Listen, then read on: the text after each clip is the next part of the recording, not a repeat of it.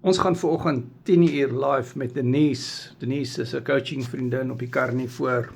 Keto word coaching, sy is amper al 4 jaar Carnivore.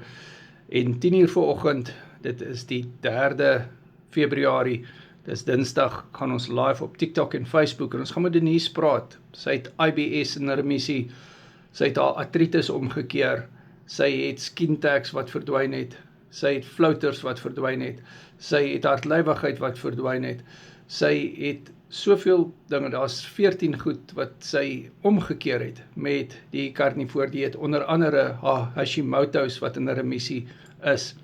So, sien julle vanoggend 10 uur live op TikTok en Facebook, dan gaan ons met Denise praat en ek sien so uit na daardie gesprek. Carnivore Keto word coaching, my nommer is in die bio.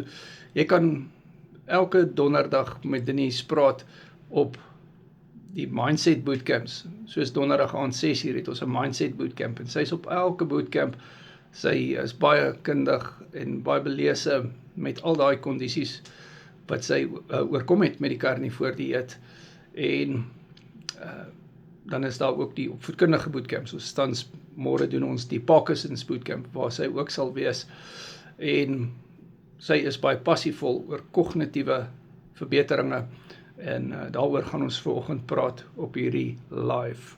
Sien julle 10 uur vanoggend Dinsdag die 3de Februarie op TikTok en Facebook.